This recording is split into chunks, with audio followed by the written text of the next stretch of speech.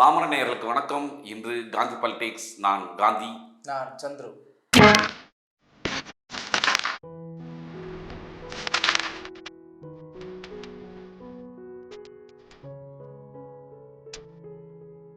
புதுசாக வர அரசியல் கட்சிக்காரங்களுக்கெல்லாம் ஒரு பழக்கம் இருக்கு. அதாவது நான் எம்ஜிஆர்னா யார் தெரியும்ல, அவர் மாஸ்னா என்னன்னு தெரியும்ல. சினிமா இண்டஸ்ட்ரியில் இருக்கும் போதே ஒரு ராஜா மாதிரி இருந்தாங்க, அரசியல்ல மட்டும் ஒரு ராஜா இல்ல. எம்ஜிஆர் ஒருவருக்கு தான் ஒரு அடிப்படையில் சரியாக எதிர்கட்சி நடத்த தெரிந்து ஒருத்தவங்க கூட காமராஜர் ஆட்சி அமைக்க போறோம்னு சொல்ல மாட்டேன்றாங்க. கக்கன் மாதிரி வாழ போறோம்னு யாரும் சொல்ல மாட்டாங்க. நல்ல கண்ணு ஐயா மாதிரி ஒரு நல்ல அரசியல்வாதியா இருக்க போறோம்னு சொல்ல மாட்டேன்றாங்க. எம்ஜிஆர் ஆட்சியில அப்படி என்னதான் கிழிச்சார் அப்படிங்கிறத பேச போறோமா? கிழிக்க போறோம். சரி, நான் செவனே தானா போய்க்கிருந்தேன். யாரு வம்பு தும்புக்காச்சும் போனா? எம்ஜிஆர் 1917 ஜனவரி 17 பிறந்தது. பாய்ஸ் நாடக கம்பெனியில சேர்ந்தது, சினிமாவில் நடிச்சது, திமுகவில் சேர்ந்தது, அதிமுகவை தொடங்கினது. அப்புறம் எம்ஜிஆருக்கு 3 பொண்டாட்டி வாக்கப்பட்டது. அவர் ஜெயலலிதாவை தொட்டது, எம்ஆர் ராதா இவரை சுட்டது. இதை பற்றிலாம் நம்ம இன்னைக்கு பேச போகிறதில்ல. அவருடைய ஆட்சி காலத்தில் நடந்த சில சாதனைகள் மற்றும் பல சோதனைகளை பற்றி தான் இந்த வீடியோவில் நம்ம பேச போகிறோம். எம்ஜிஆர் அவர்கள் ஆட்சி காலத்தில் நடந்த சில சாதனைகளை சந்துரு அவர்கள் இப்போ பட்டியலிட்டு சொல்லுவார். ரொம்ப கஷ்டம் தான் இருந்தாலும் சொல்லுவார். சொல்லுங்க. சாதனை நம்பர் 1, சத்துணவு திட்டம். சத்துணவு திட்டங்கிறது காமராஜர் ஐயா கொண்டு வந்த மதிய உணவு திட்டத்தில் இவர் போட்ட ஒரு முட்டை போட்டது தான். வேற ஒன்றும் இவர் ஒன்றும் புதுசாக அதை இம்ப்ளிமெண்ட் பண்ணல. அது ஏற்கனவே காமராஜர் ஐயா கொண்டு வந்த மதிய உணவு திட்டத்தில் தான் இவர் சத்துணவு திட்டம்னு சொல்லி கொஞ்சம் சேஞ்ச் பண்ணி சொன்னார். அது இவருடைய சாதனையில் சேரணுமான்னு தெரியல.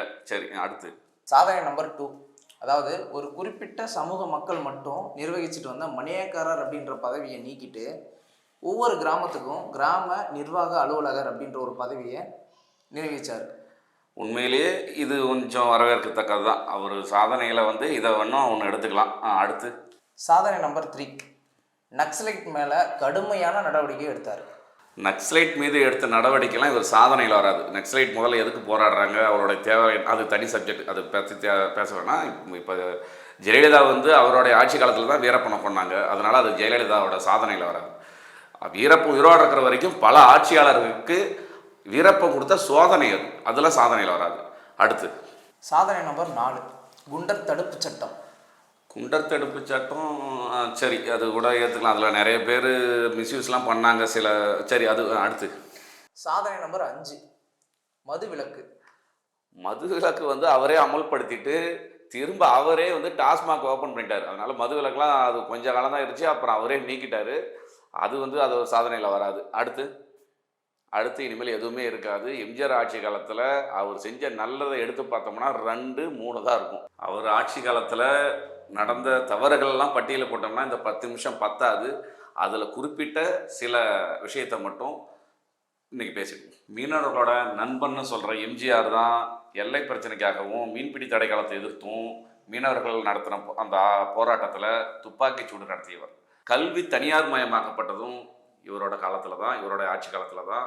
அந்த மாதிரி பல விஷயங்கள், பல முரண்பாடுகள் இவருடைய ஆட்சி காலத்தில் நடந்தும் எம்ஜிஆர் ஆட்சி காலத்தில் ஒரு தொழில்துறை நிறுவனம் கூட தொடங்கப்பட்டதில்லை, ஒரு அணை கூட கட்டப்பட்டதில்லை. ஆனால் புதுசாக வர அரசியல்வாதிகள் எல்லாரும் நான் எம்ஜிஆர் ஆட்சியை கொண்டு வரேன், எம்ஜிஆர் ஆட்சியை கொண்டு வரணும்னு எதுக்கு சொல்கிறாங்கன்னு எங்களுக்கு புரியவே இல்லை. இவருடைய ஆட்சி காலத்தில் எரிசாராய ஊழல் வழக்கு மற்றும் சரோஜா தேவியோட பாலியல் குற்றச்சாட்டு போன்ற பல பிரச்சனைகள் இருக்குது.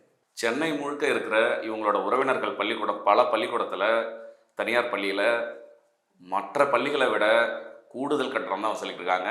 அது எனக்கு நல்லா தெரியும். பர்சனலாக என்னுடைய பையனே அந்த பள்ளியில் தான் படித்தான்.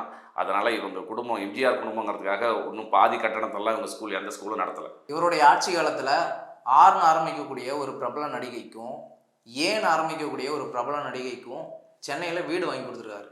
ஏழை மக்கள் பயனடைகிற மாதிரி எந்த ஒரு நலத்திட்டமும் இவருடைய ஆட்சியில் இருந்ததில்லை. எம்ஜிஆரை பற்றி ஒரு நல்ல ஆட்சியாளர் அப்படின்னு ஒரு தவறான பிம்பத்தை இங்கே உருவாக்கி வச்சுருக்காங்க. இதெல்லாம் இன்றைக்கும் போயிட்டு எம்ஜிஆர் சமாதியில் வாட்ச் ஓடுதான் காது வச்சு கேட்குறவங்ககிட்ட நீங்கள் அவுத்து விட வேண்டிய கட்டுக்கதை. இதை நாங்கள் யாரும் நம்ப மாட்டோம்.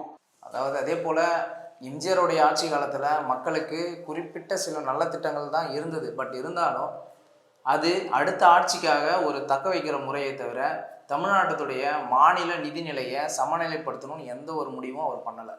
இந்த கான்செப்டை எதுக்கு எடுத்தோம்னா, நமக்கு சொல்லப்பட்ட தவறான விஷயங்கள் இருக்கக்கூடிய சில உண்மைகளை எடுத்து சொல்லணும் அப்படின்றதுக்காக தான் இந்த கான்செப்ட் எடுத்தோம். ஒருவேளை எம்ஜிஆர் ஆட்சி காலத்தில் நடந்த ஏதாவது ஒரு திட்டங்களையோ நலத்திட்டங்களையோ நாங்கள் மிஸ் பண்ணியிருந்தா அதை நீங்கள் கமெண்ட்டில் சொல்லுங்கள். இந்த வீடியோவை லைக் பண்ணுங்கள், ஷேர் பண்ணுங்கள், கமெண்ட் பண்ணுங்கள், மறக்காமல் சப்ஸ்கிரைப் பண்ணுங்கள். நன்றி, வணக்கம். நன்றி, வணக்கம். சத்தியம் தவறாத உத்தமன் போலவே நடிக்கிறார்.